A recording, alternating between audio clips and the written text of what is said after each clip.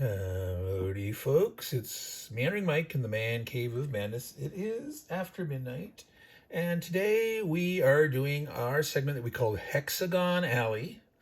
That is the back alleyways, dark, dusty, dank, cobblestone, hidden trails of Hex Encounter war games, specifically old Hex Encounter war games from the 70s, 80s, and even up into the 90s. And today we're looking at the campaign for North Africa. And no, if you look carefully, this is not SPI's game, the campaign for North Africa, that was published in 1979.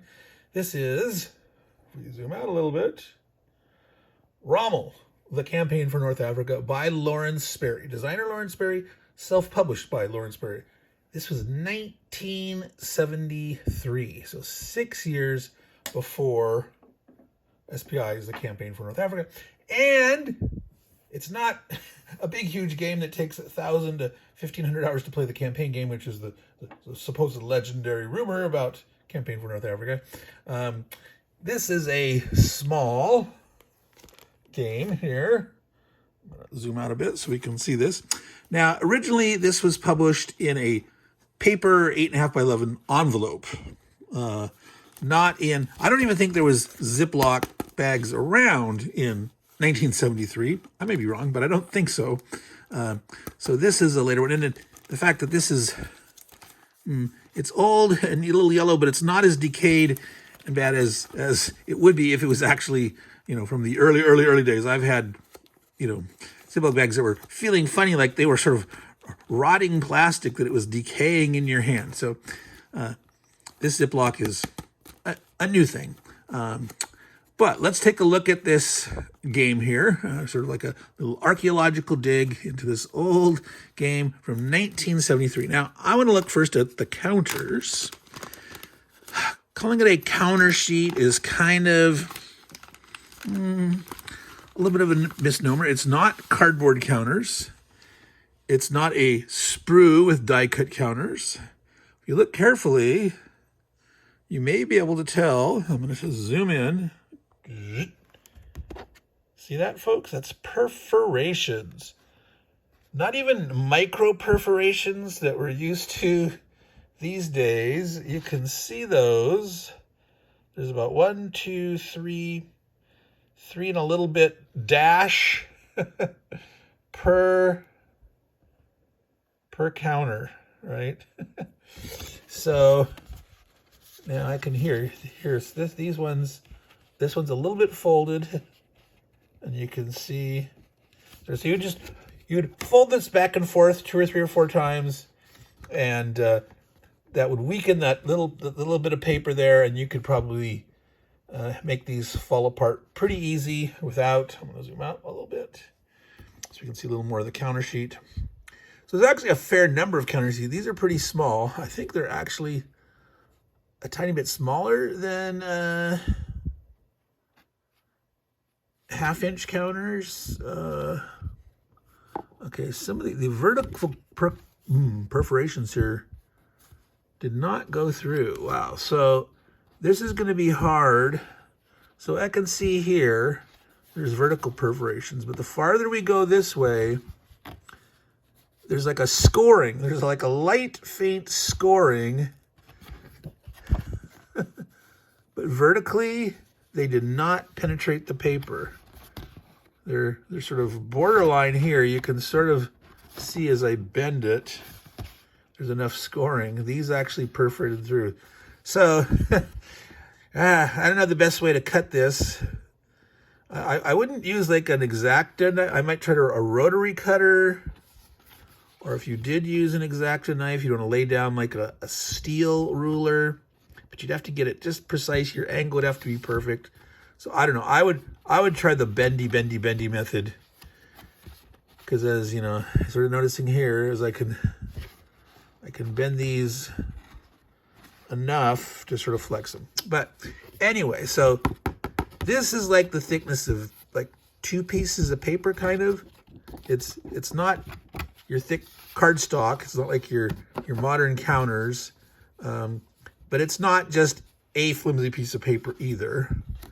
Now I'm going to photocopy these And then I'm gonna leave this intact. So I didn't actually bend these and break these. And I'm not a real artsy crafty guys when it comes to that kind of print and play stuff, but I'll give it a try. I will give it a try.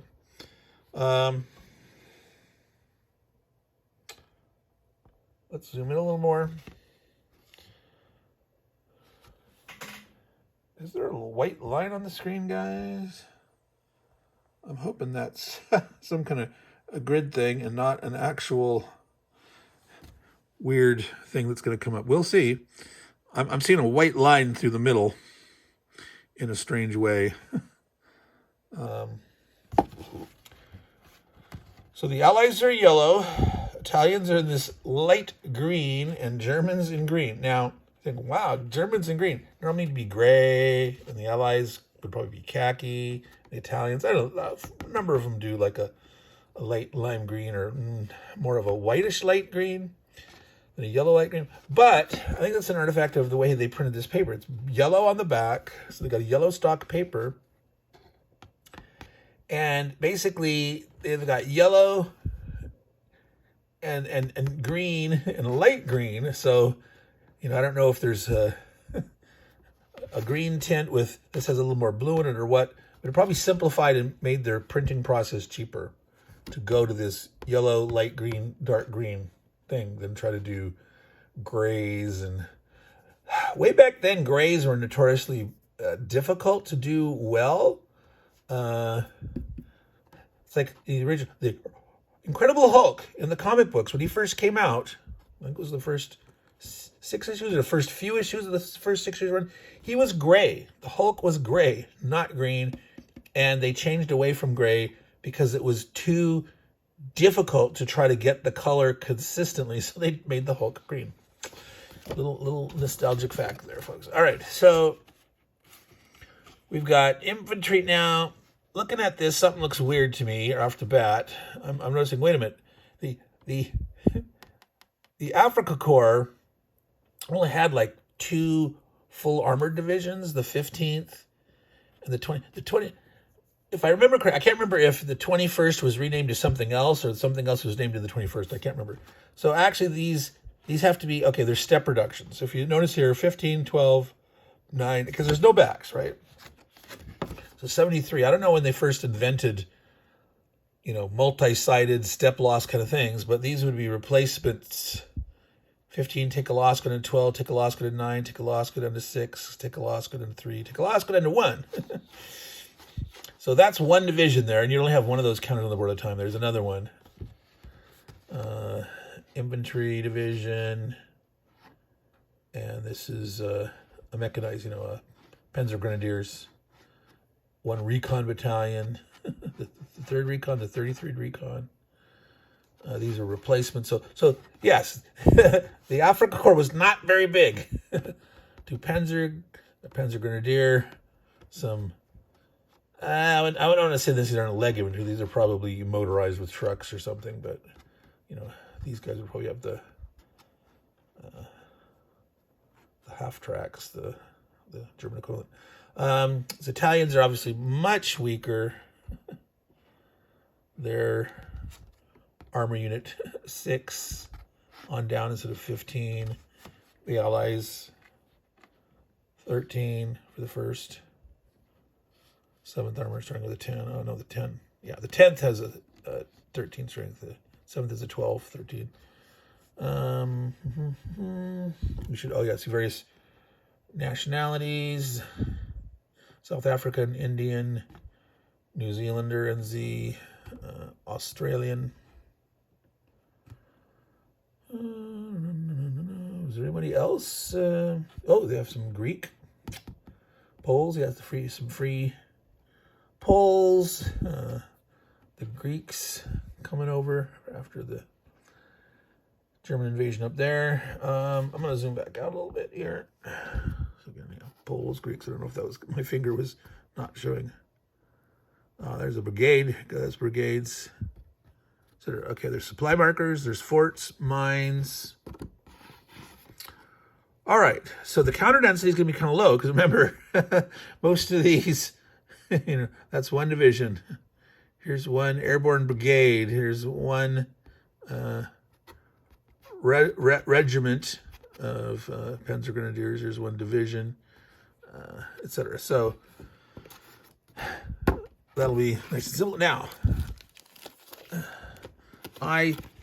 this isn't like a complete unboxing / unbagging because I have opened it up to see if this was complete. I didn't actually verify it. It looked complete. There was counters, there's a map, there's rules, and there's this cover sheet.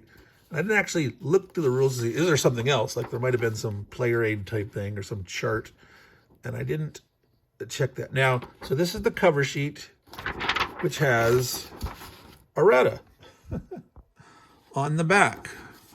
So good old errata. We love errata, right? Section 2 and 3 clarifications, an addition. Here's one typo. Game victory conditions. They meant to say neither, and they left the N off where it said either.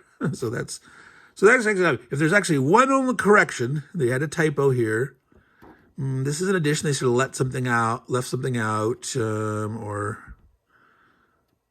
is about units to be withdrawn can borrow or lend. Like if you have excess on a guy, the excess strength over what needs to be brought in or taken off can be done with replacement counters. Clarification. So that's not too bad. All right. So the rule book, it's probably tucked inside here. There it is. So, not the bestest of art, but, for simple illustration, that's okay. So this is on, not as thick as this, but definitely thicker than this. This is just like your typical sheet of typing paper. Well, not that typing paper that's like a weird translucent parchment kind of thing, but this is definitely much thinner than this. 2-column. It's a nice sans serif font. It's fairly readable.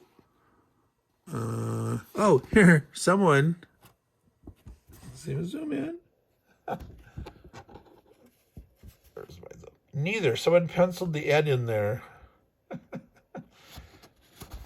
So that wasn't me. If neither side can claim victory, or both, that's a draw. So there's actually some shorter scenarios. O'Connor's Gallop. Zoom back one. Crusader Rides Again. Gazala Grind. Gazala or Gazala? You tell me. I have no clue where the actual accent should be on there. Gazala, Gazala, Gazala, Gazala.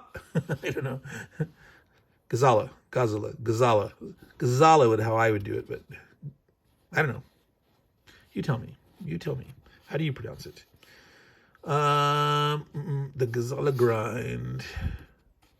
So there's a campaign, and then 3 shorter scenarios. That's pretty cool in a small game like this. I mean, it does cover from 40 to 42, I believe, is... I thought I read that somewhere. Maybe that's just in Board Game Geek. I'm not seeing it here in a big... but obviously if we look on... I'm assuming on the map there's going to be a turn record track. Okay, let me zoom out here. All right, so it's on a sort of a beigeish, almost khaki-ish paper. Black. This is almost like watercolor kind of look here. So it's partially hand-drawn or painted. The coastal outline looks like some weird kind of a marker. This looks maybe calligraphy pen, but almost looks like watercolor brush. The little town and city circles. So El Aguila, there's the home base pasture. Then it's Benghazi. So this is very kind of old school Avalon Hill, kind of like the cross hatching that they had in many of their early games, like in Tactics 2 and things like that, and Blitzkrieg. Tobruk there. Okay, but these are very irregularly drawn, almost like a felt tip pen or something. Maybe a watercolor brush done with ink or something. I don't know. But the font is very nice and crisp. It's not like Courier typewriter font. It's a nice typeset font for back in that day, 1973. Combat results chart. Okay, this is an interesting one. 1 to 3 1 4, 1 to 2 1 to 2, 2 to 1, 3 to 1, 4 to 1, 5 to 1, 6 to 1, 7 to 1, 8 to 1 and over. So repeat the die rolls on both sides. And then there's a weird air and mine column. So combat results and then air and mines. So I'm assuming attacker and defender loss. Low number is good. Retreat 7. Wow. And there's some way to get a penalty to the roll. There's an asterisk here. I don't see the asterisk nearby, but there's notes over here. Let me zoom in a little more here. Well, I probably not going to fold that up. Let's zoom in. Soon.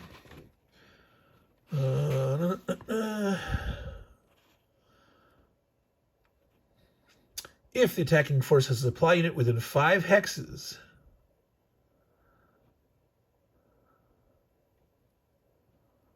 wow, that's a convolutedly worded sentence. If the attacking force has a supply unit within 5 hexes, which are not within enemy zone of control, attack is resolved at die roll shaken, unless enemy under attack has supply unit within 5 squares and announces prior to die roll that those supplies are being expended in defense. Wow. Okay, that's a weird wording of that.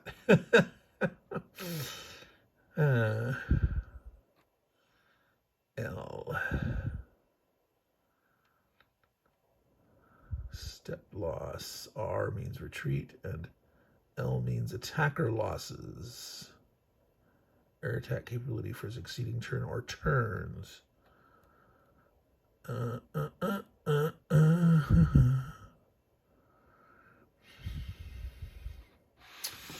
right. Terrain effects chart. Can we read that? Clear terrain. Escarpment. Movement stops when not moving along the road and you move on to these hexes. Salt marsh. Salt marsh is... That's over down here. There's some salt marshes. Interesting. Those are very... Yeah. It's very weird. The very nice crisp typesetting. And I didn't mind these escarpments. That's very Avalon Hillish. But the salt marshes, that looks a little too third graderish. I think they maybe could have come up with a little better way to do the salt marsh. I would have liked to have seen that. I do not mind the escarpments at all. That's nice and simple. It hints at the elevation, the little slope lines, and we're used to seeing that from Avalon Hill type class. Now there's another panel of the map here that I have not folded out yet. Okay. Struggle. I'm going to zoom back out. All right, we have substitute strength chart. All right, so there you go. So all these guys here, you basically plop them right on top of this. And they're not exactly in the same order here as there, but it's kind of close. And so you can substitute up and down for the units. And way over here on the other side, there's the access. Same thing, so you can keep track of the dudes. And you know where the guys are when you take a loss, where to go and find it and pull it off. All right. So across here, we have this big, long turn track. There appears to be, I'll zoom in and see if you can see it. But there's 3 turns per month. So October 1, October 2, October 3, November 1, November 2, November 3. So it's roughly 10 days. Obviously, some days have, 30, 31, or 28. I don't know if that was a leap year. And it doesn't actually put the year on there. Nowhere on here does it see the year. But I believe this starts in September of 1940. It would go into April of 42. Because September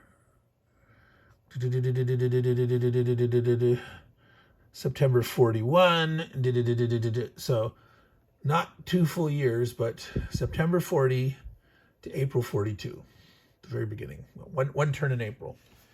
Yeah. Oops. All right, folks, it's not. Come up. There we go. Yeah, one turn in April, 42. So you've got these are Italians and. Here's the British, Australians, Guards, Indian, South African, New Zealanders, Trieste, Savona, Bologna. So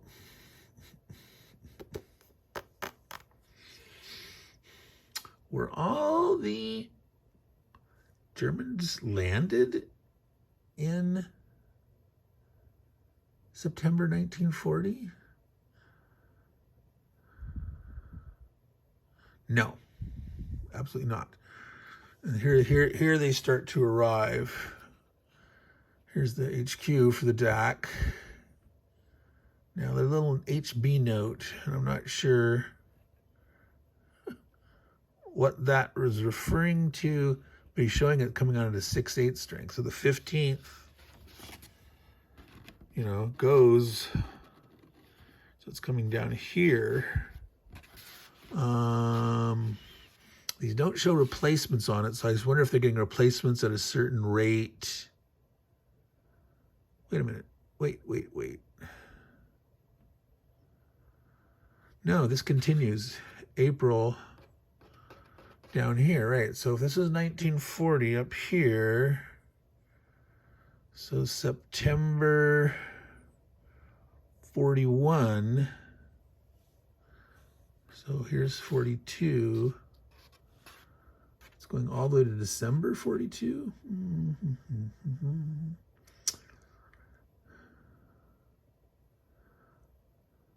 Yes, I don't remember when. I should remember when Torch was and when Kasserine was and that, but it doesn't go. The map doesn't go there, right? The map's here, so you're not getting into Torch. You're not getting into. That's not a double-sided map. You're not getting into Tunisia. So,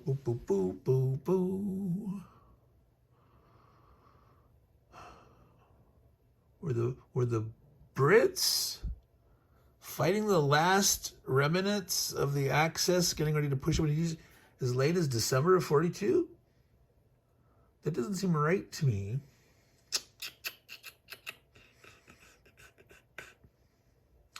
But for you guys that know, remember, go ahead and look that up. Let me know. I am not as up on my North Africa as I should be. So, at one time I remembered more of the details, and something that if you don't keep following through with it, It's been a long time since I've played a North Africa game, so some of this I may have known and forgotten, but yeah. All right, so let's see. Is there anything else of interest here? All right, it goes as far as El Alamein. There's Alam, Haifa, Mersa Matruh, Sidi Barani, and of course, Tobruk. Tobruk. So is that supposed to be Cairo right here, or is it a little past that? I can't remember how close Cairo was to El Alamein. The Great Qatar Depression there. So that's, yeah. It looks like salt marsh, but I don't think that's actually salt marsh, right? So let's zoom back out. So let's take a quick look through the rules. Very, very simple terrain. Escarpment, salt marsh, clear terrain.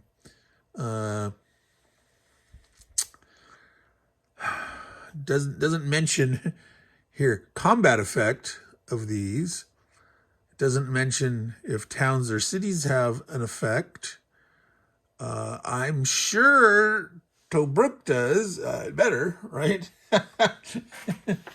You don't really have a North Africa game unless you have a Tobruk that can actually, hold out as they come and go, right?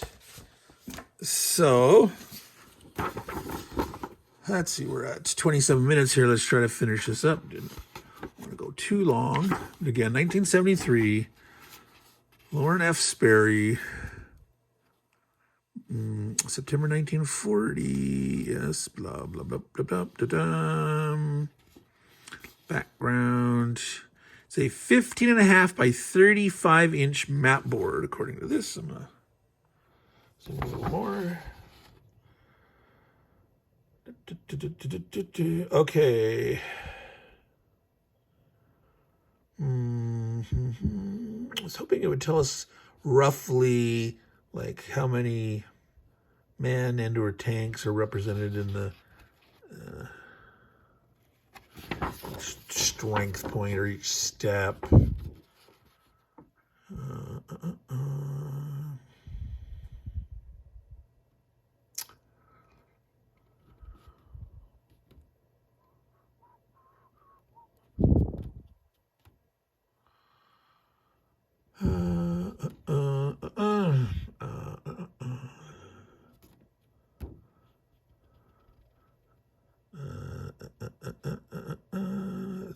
So I go, you go, of course. I mean, given 1973. Movement, combat, and supply.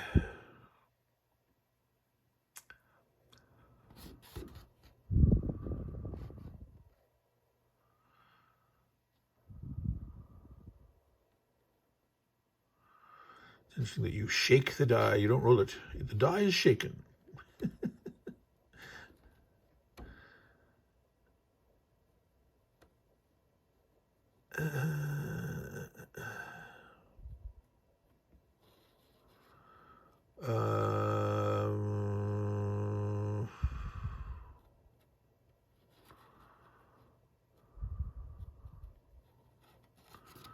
I'm not seeing terrain and stacking. How about terrain effect on combat, folks?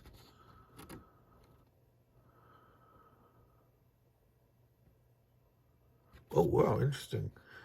British armored units defend at half their strength until March 1, 1942. Wow.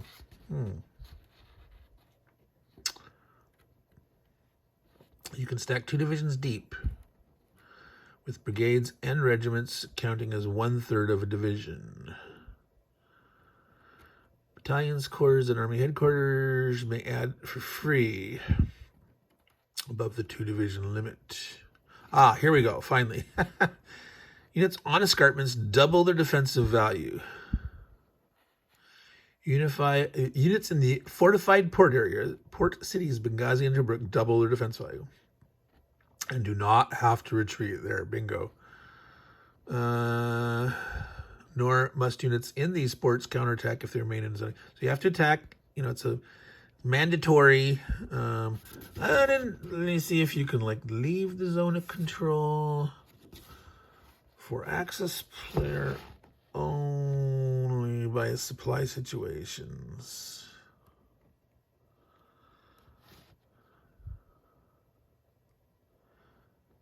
Enters a hex containing a escarpment mountain symbol. They stop. Road movement uses only half movement after the unit is actually on the road hex. Salt marsh, 1 hex every 2 movement factors.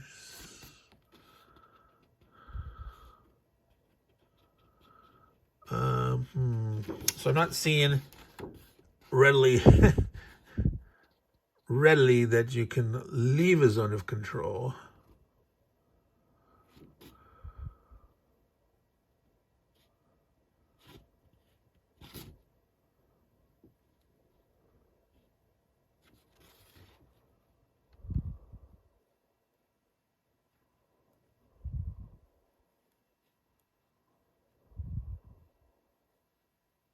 Wait a minute. Second combat encounters occur for some units in a single turn are resolved after all first combats.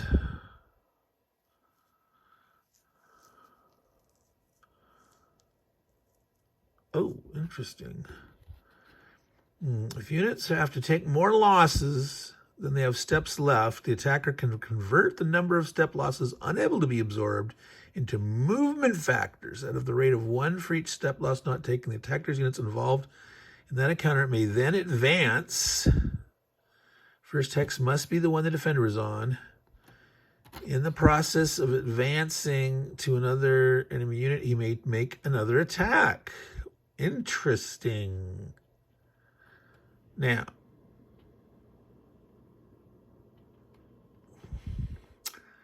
I'm assuming you don't repeat that process. If in the second combat,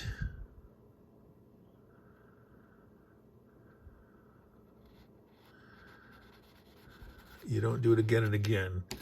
But after first combat, you can have some little breakthrough. So it sounds like if you kill the guy, you don't necessarily get advance. He died in place.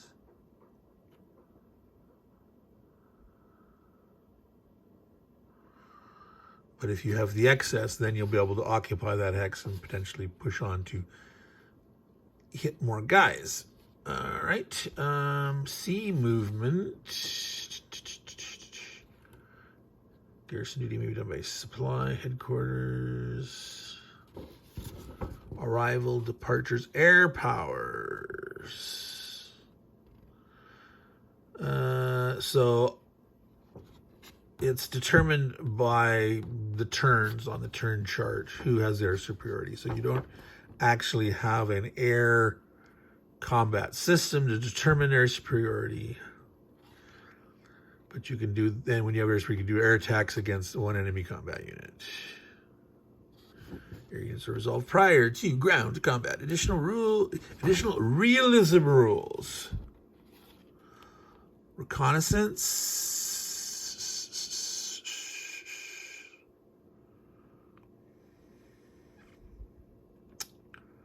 Only recon units may move through the Qatar Depression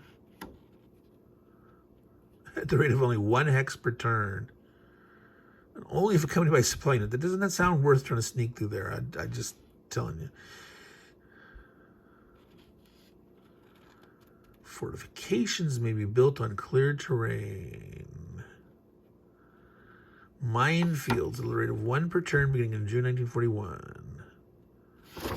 Interesting. And then the campaign setup. The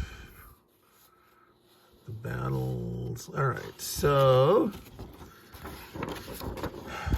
So I have never actually played Avalon Hills Africa Core. I have it. I didn't when I was younger. I acquired it just because it's a classic and I want to play it someday. But I never played that one. I played SPI's Panzer Army Africa. I was fascinated by the fact that the units had like 40 and 60 movement allowances. It was weird. It was crazy. It was very fluid. That was interesting. So these movement rates are much smaller, 8 or 7 for the armor. So obviously these 6 movement allowance infantry must be motorized versus the 4. Those are probably leg. I guess so. This is probably a leg German.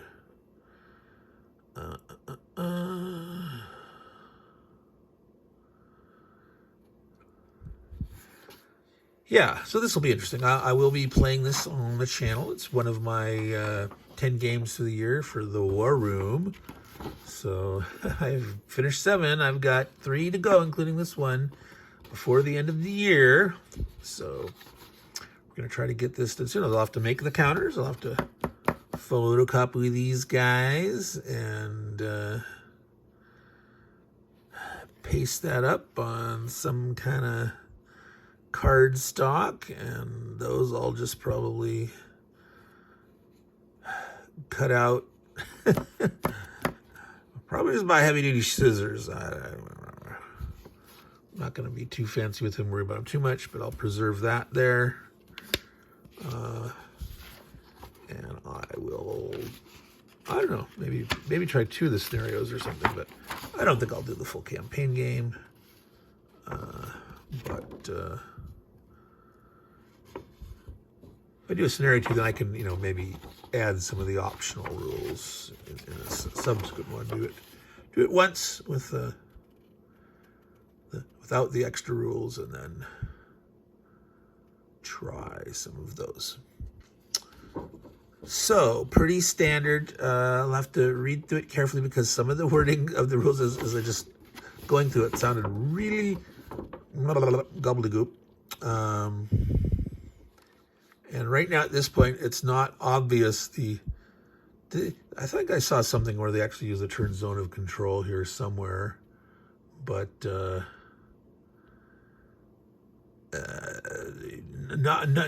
my eye is not drawn to it again. I thought I saw it, but I don't think I saw,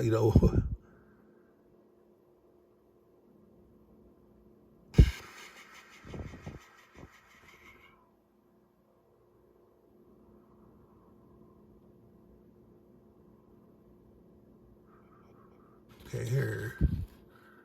Zone of control. Each combat and replacement unit has a zone of control, 6 inches surrounding it. Oops, get a little bit.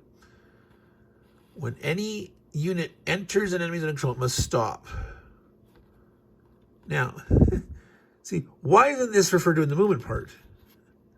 You need to. Well, one, you should have a rule section just about defining zones of controls, and then you can refer to movement and combat also. But in the movement section, you need to say, if you enter a zone of control, you must stop, if that's one of the effects, right? Not here in the combat section. I mean, it has an effect. You're going to have combat, but absolutely in the movement section, you'd say, you move next to an enemy unit, you have to stop. Blah, blah, blah.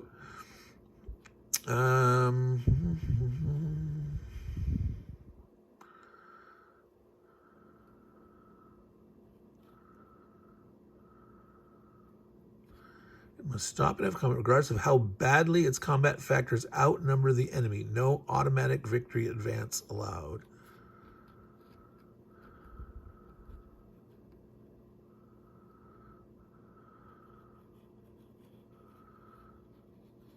Okay, and it does not say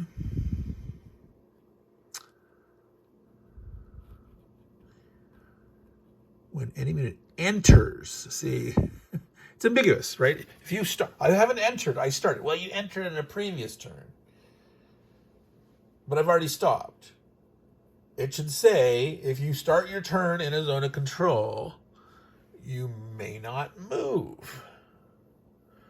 Unless it's saying, hey, if you start your zone, you may leave the zone of control. You may not go directly from one zone of control to the other. Again, that's should be clarified. So I'm going to have to either. I believe I've found this designer. I believe he's still alive. I believe he's on Facebook. I've sent him a message. I actually want to, potentially, interview him or ask how he got into design way back in 1973 and decided to self-publish and all that kind of stuff. It'd be very fascinating to know. And so, I also hinted that I may want to ask him some questions about, so the rules clarification here. Maybe it's the last thing in his mind at this point in his life that he wants to give clarification on the game from 1973. But we'll see. But yeah, I'll read the whole thing through to see if it's obvious that, oh yeah. If you start in a zone, you're stuck. You cannot move.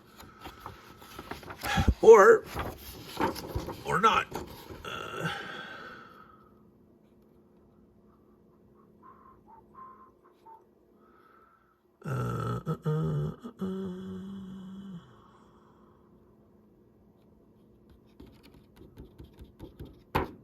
All right, that's it, folks. We're over 40 minutes now. Meandering Mike in the man cave of madness, meandering through the back alleyways of Hexagon Counter War Games in our segment, Hexagon Alley. This has been the campaign for North Africa. Well, Rommel, the campaign for North Africa.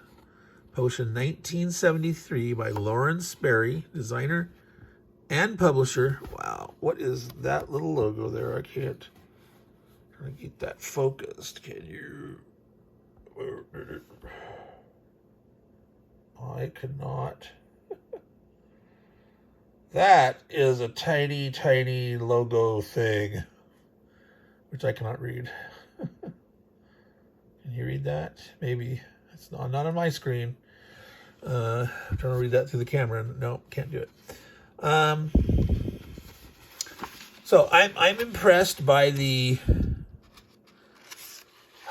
qualities of some aspects of the component for a self-published 1973 title. The typeset font, for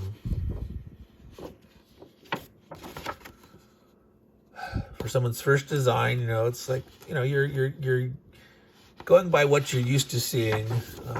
Could be tighter, better written rules, but again, for 73, for a first attempt, that's pretty impressive. These counters fascinate me. They're the perforations aren't the best, and it's thicker here than here, but for what did he do to get this? Who did he have to go to? Did he make something himself? It's not a traditional die cut, but this perforation is pretty interesting. What was the process of getting this printed in multicolor? But again, it's yellow, yellowish, green, green. There's simplified color scheme there. And then the map is kind of fascinating. It's got all that nice. You can see some of the problems with the layout here. Wow, we're getting a focus problem. You can see this line's not straight, so it's like there was like a typesetting for the characters, the numbers, the site. But the lines were drawn in somehow, and then this one here, you can see that the height of that compared to the height of this is one's at an angle, and you can see some of the parts here where there's like, like you were drawing a line and then, oops, someone moved the ruler or something. I don't know. But, and the hexes, you know, how did he did the hexes for what kind of layout did he use? Did he have like a Avalon Hill or SPI map that then he matted out everything here, you know, outside to be able to print on and have just the hexes within that area? Or did he painstakingly, because some of these look like, oh God, they could have been drawn in, and that's like, whoa, wait a minute. Did you actually, you know, what did you do? There's a technique when you use a compass, the old-fashioned compass to form a hexagon.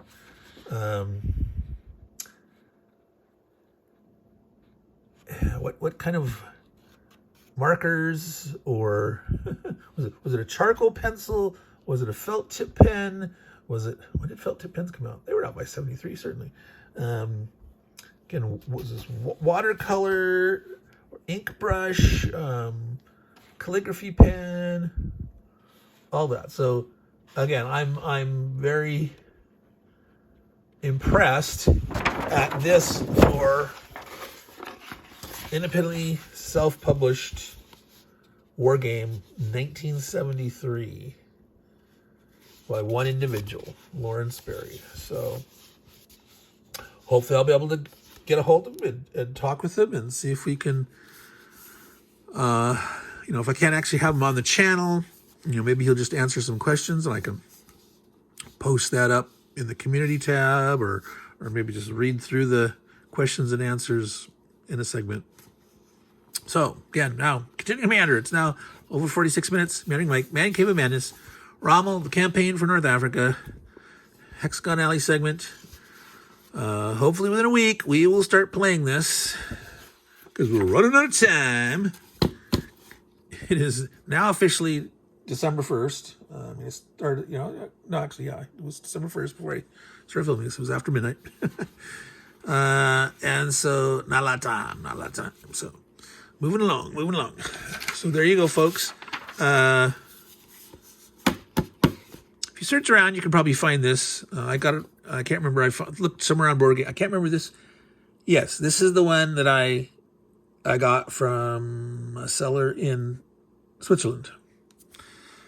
He has his prices listed in US dollars on Board Game Geek.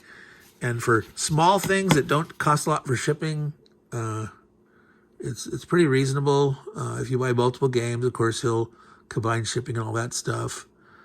If you're shipping from Switzerland, like a big box game, oh, that's expensive. But things in Ziplocs, folio games, things like that. So over the years, I've bought a lot of weird items that it's like, no one has them, but wow, this dude, and they're usually in great shape, right? For an old game, that this was, you know, nice and intact like this.